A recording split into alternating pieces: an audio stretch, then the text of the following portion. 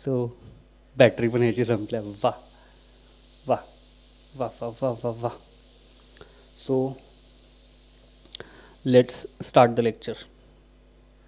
आजचं लेक्चर आहे visual story telling in visual. आजचं लेक्चर आपलं आहे विज्युअल स्टोरी टेलिंग आणखीन फिल्म लँग्वेज.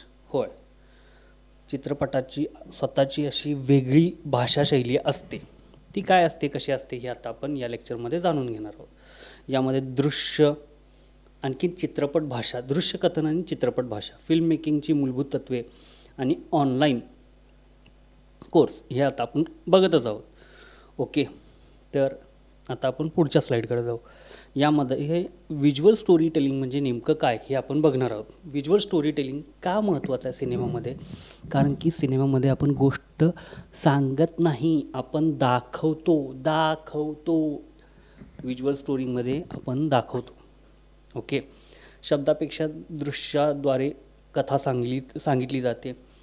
दाखवून सांगा हा सिद्धांत इथं चालतो. बाप दाखवणे तर श्राद्ध घाल, असा एक काहीतरी इथं आपण म्हणू शकतो. भावना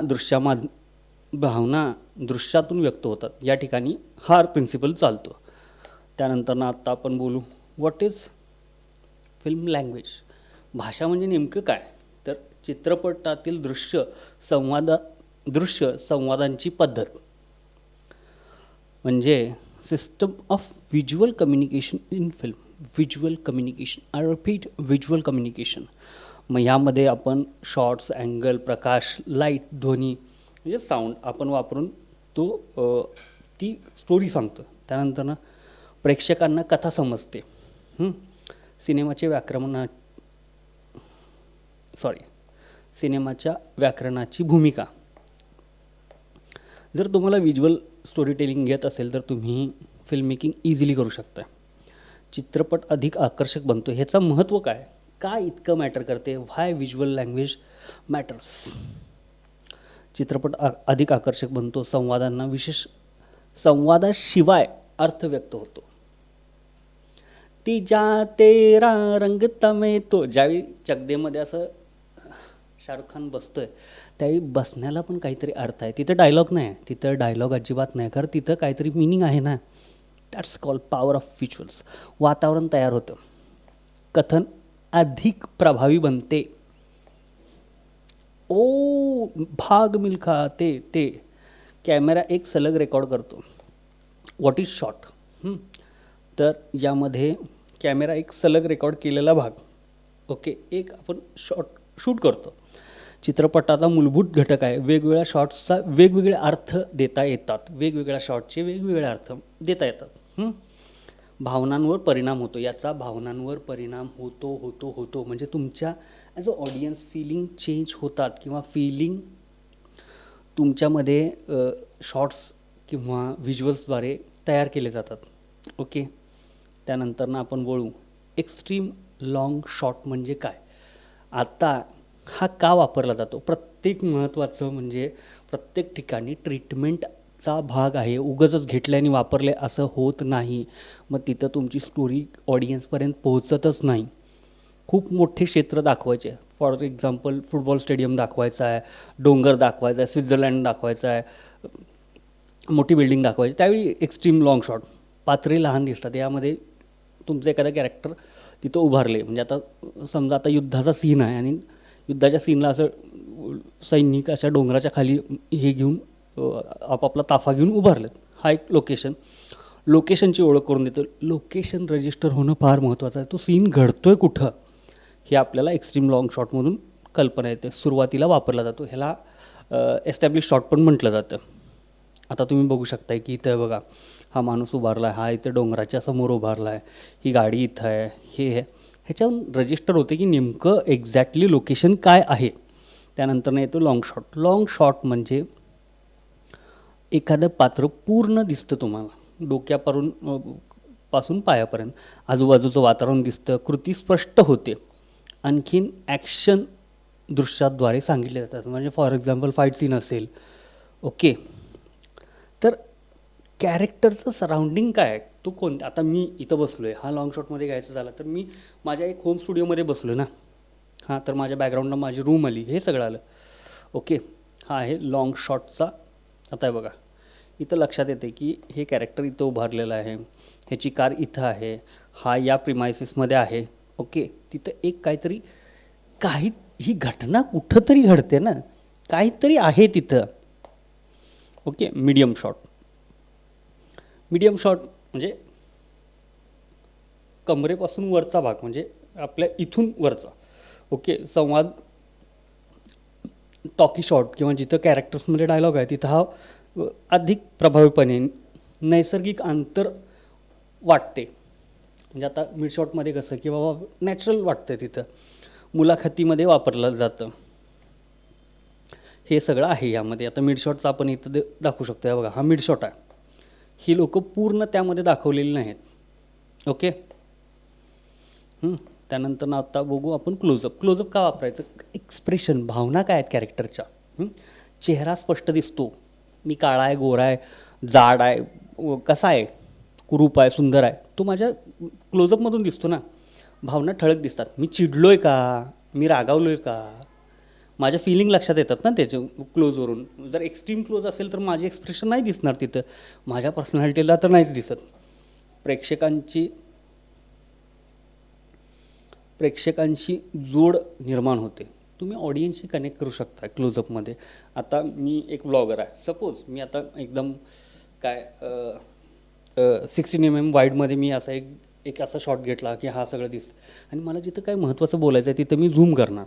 का तर ऑडियन्सची एक इंटरॅक्शन वाढतं. आणखीन दुसरी गोष्ट म्हणजे ड्रामॅटिक सिच्युएशन आहेत, मी रडतोय, एक्स्ट्रीम काहीतरी होतं, काय सांगू भगवान, व्ह्यूज नाही अरे, हे जे आहे ना हे क्लोजअपमध्ये येते. क्या करना है भाई, पेट पाणी के लिए करना पडता है यार. हे बघा, क्लोजअप हा शॉट. हॅरी पॉटरचे आता तुम्हाला हे एक्सप्रेशन क्लिअर दिसतात ना, चेहऱ्यावर त्याच्या काय भाव आहेत. ओके, तर आता आपण एक्स्ट्रीम क्लोजअपकडे वळू. एक्स्ट्रीम क्लोजअपमध्ये एकदम इंटेन्स ज्या ह्या आहेत, काय म्हणते, भावना आहेत, अतिशय छोटा छोटा भाग दाखवला. म्हणजे टेन्शनमध्ये आहे, डोळे, हातवार, हाताची एखादी मुवमेंट, ह्याच्यामध्ये तीव्रता, इंटेन्सिटी, मी जसं म्हटलं ना, इंटेन्सिटी, क्युरिओसिटी वाढवली जाते याच्यामध्ये. छोटे छोटे मायक्रो एक्सप्रेशन पण इथं दाखवले जातात. आहे बघा, ह्याच्यावरून कळतं ना तिनं काहीतरी आश्चर्यकारक बघितले, डोळ्याशी विस्पारलेत. ओके, त्यानंतर what is camera angle. Camera angle पण महत्त्वाचा आहे. कॅमेरा विषयासंदर्भात कुठे आहे हे लक्षात येणं, ह्याच्यावरून लक्षात येतं. प्रेक्षकांचा दृष्टिकोन बदलतो, ताकद आणि भावना वाढवते. महत्त्वाचे साधन आहे हे important tool in story telling. Okay, power and emotion, change perspective. Camera angle बदलला ना, लोकांचं पर्स्पेक्टिव्ह बदलतं. कसं बदलते मी पुढं सांगतो विथ एक्झाम्पल. आता हा आहे बर्ड, मोस्ट कॉमनली वापरला जाणारा आय लेवल. आता मी जो कॅमेरा लावला आहे तो आय लेवलला लावला आहे. कॅमेऱ्याच्या विषयाच्या उंचीवर, म्हणजे आता सब्जेक्ट मी आहे ना, तर माझ्या आय लेवलला येणार. तटस्थ दृष्टिकोन म्हणजे एक नॅचरल पर्स्पेक्टिव्ह इथं दाखवला जातो. मोस्ट नॅचरल व्ह्यू म्हणजे आता आपण उभारल्यानंतर ना आपण जे बघतोय ते आपल्या आय लेवललाच येते, त्यामुळे त्याला आय लेवल. कॉमनली यूज, सर्वसाधारणपणे हा वापरला जातो. जिथं आपल्याला एखादं कॅरेक्टर रजिस्टर करायचं आहे, क्लोज शॉट आहे, त्याचं काहीतरी आहे, तर त्याच्या आय लेवललाच आपण रजिस्टर होतो. ओके, हा आहे आय लेवल शॉट. ओके, हे बघा आय लेवल आलं. त्यानंतर येतो हाय अँगल शॉट. कॅमेऱ्याच्या वरून खाली पात्र लहान किंवा कमजोर किंवा कमकुवत, मी आता एकदम माझ्यापेक्षा कोणतरी बलाढ्य आहे तर मी त्याच्याकडे असं बघणार. मग कॅमेरा वरती आला आणि तो माझ्याकडं कॅमेरा थ्रू असं पर्स्पेक्टिव्हने असहाय्यता दाखवते, ड्रामा वापर करतो आहे बघा. आता ही लोक, आता ह्यांच्यासमोर एखादा कोणता तरी मोठा विलन उभारला आहे ना, मग ती लोक त्याच्यासमोर असहाय्यपणे बघतायत, त्याच्यासमोर छोटी आहेत हे दाखवण्यासाठी. त्यानंतर long shot, low angle shot. Camera खाली ठेवला जातो, पात्र शक्तिशाली दिसते, वर्चस्व, नायकत्व, म्हणजे मी पॉवरफुल आहे, अथॉरिटी आहे, नायक खलनायकासाठी वापरला जातो. म्हणजे बॅटमॅनमध्ये कॉमनली वापरला गेलेला आहे. This is one of my favourite movie, Matrix, Leo. Okay, त्यानंतर बर्ड्स आय व्ह्यू.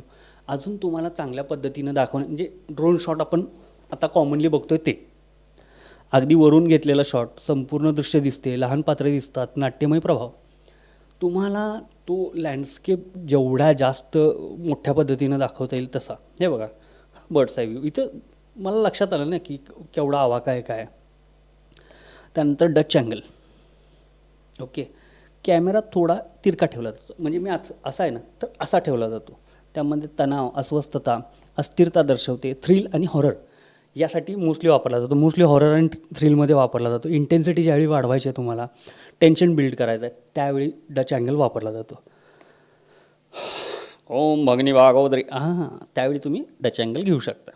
ओके, त्यानंतर ट्रान्झिशन म्हणजे तुम्ही आता हे बघा इथे दिसते तुम्हाला 2 शॉटच्या मध्ये जे आपण एक शॉट संपल्यावर दुसरा शॉट चालू होताना मध्ये जी घेतो आहे ती ट्रान्झिशन आहे.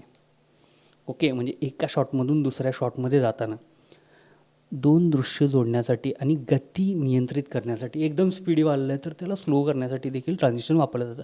अँड मोस्ट इम्पॉर्टंट कट एडिटिंगमध्ये फार महत्त्वाचे आहेत. ह्याच्या बाबतीत आपण पुढच्या सेशनमध्ये एकदम डिटेल बोलणार आहोत. डॅम. ओके, त्यानंतर ना आपण बोलू आता fade in fade आउटबद्दल. Okay, screen हळूहळू दिसते, हळूहळू गायब होते. म्हणजे एक शॉट असा मंद मंद होत बंद झाला आणि त्यानंतर दुसरा चालू झाला. वेळ गेलेल्याचे संकेत म्हणजे fade in fade out ट्रीटमेंटचा part आहे. हा सगळा ट्रीटमेंटचा पार्ट आहे, हे तुम्ही समजून घ्या. Screen play. ओके, त्यानंतर हे बघा सॉफ्ट ट्रान्झिशन. डिझॉल्व म्हणजे काय, एक दृश्य दुसऱ्या दृश्यामध्ये मिसळते, वेळ आणि ठिकाण बदलते. हे देखील म्हणजे हा ट्रीटमेंटचा पार्ट आला इथं. वेळ आणि ठिकाण बदलण्यासाठी तुम्ही हे करू शकता. स्मूथ व्हिज्युअल फ्लो तुम्ही हा शब्दशः जाऊ नका. ओके, स्मूथ व्हिज्युअल फ्लो जाण्यासाठी कथानकात वापर. ऑफनली यूज म्हणजे मोस्टली यूज केला जातो कॉमनली. वाईप म्हणजे काय, नवीन दृश्य जुने हटवते, म्हणजे नवीनला जुनं रिप्लेस करते. स्टाईल बदलणे, जुन्या चित्रपटांमध्ये मोस्टली वापरले जायचे. आकर्षक प्रभाव आता मोस्टली कोण जास्त वापरत नाही हा, बट स्टील इन द आहे हा फ्लोमध्ये.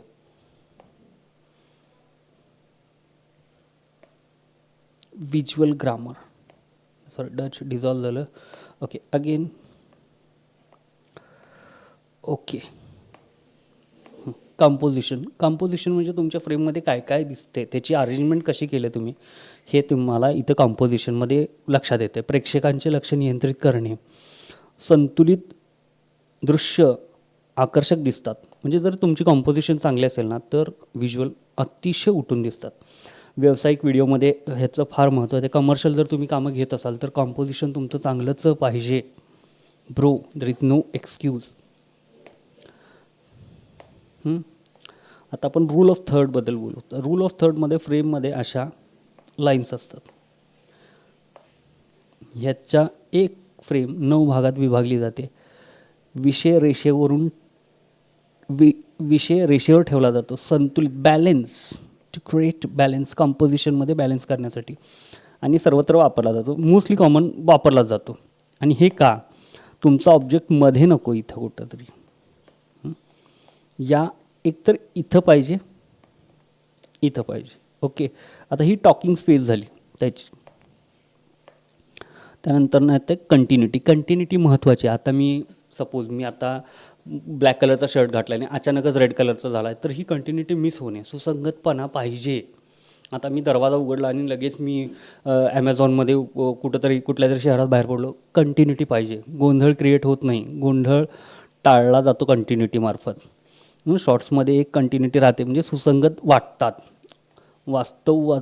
वास्तवता टिकवता येते. नाहीतर काय चालू आहे एक्झॅक्टली कळतच नाही. एडिटिंगमध्ये सगळ्यात महत्त्वाचा पार्ट आहे कंटिन्युटी. नसेल तर आई शपथ काय गोंधळ होईल कोणीही सांगू शकत नाही. आता आजच्या सेशनची एक समरी आपण घेऊ. तर दृश्यांद्वारे कथा सांगितली जाते. शॉर्ट्स आणि अँगल्स याचा तुम्हाला अर्थ कळालाच असेल. ट्रान्झिशन का वापरले जातात आणि दृश्य व्याकरण, फिल्म मेकिंगमध्ये का महत्त्वाचं आहे. So this was it. आजच्यासाठी एवढंच. पुन्हा भेटू आपण एका नवीन व्हिडिओमध्ये. So bye.